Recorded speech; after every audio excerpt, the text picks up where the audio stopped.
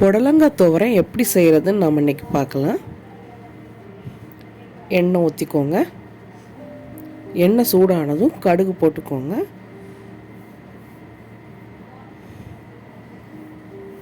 கடுகு நல்லா வெடிச்சிடுச்சு. சின்னதாக கட் பண்ணி வச்சுருக்க வெங்காயம் கருவேப்பிலை போட்டு நல்லா வதக்கிக்கோங்க.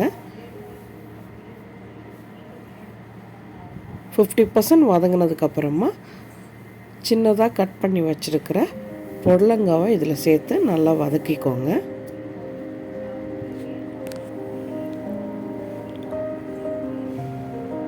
உப்பு தேவையான அளவு சேர்த்துக்கோங்க. மூடி வச்சுருங்க. புடலங்காலே தண்ணி இருக்கும், அதனால் நம்ம தண்ணி சேர்க்க வேண்டிய அவசியம் இல்லை. சிம்மில் வச்சுக்கிட்டு நீங்கள் மூடி வச்சுருங்க. அந்த சூட்லேயே காய் நல்லா சீக்கிரம் வெந்துடும்.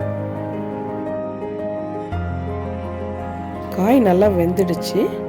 இப்போ அரைச்ச தேங்காய் விழுதை இதில் சேர்த்துக்கோங்க. தேங்காய் நல்லா அரைக்கக்கூடாது, கொரகொரப்பாக தான் அரைக்கணும். தேவையான அளவு உப்பு சேர்த்துக்கோங்க. 2 மினிட்ஸ் நல்லா கிளறி விடுங்க. அவ்வளோதாங்க, அருமையான புடலங்காய் தோரன் ரெடிங்க. நீங்களும் ட்ரை பண்ணி பாருங்கள். உங்களுக்கு இந்த வீடியோ பிடிச்சிருந்தா லைக் பண்ணுங்கள், ஷேர் பண்ணுங்கள், மறக்காமல் சப்ஸ்கிரைப் பண்ணுங்கள்.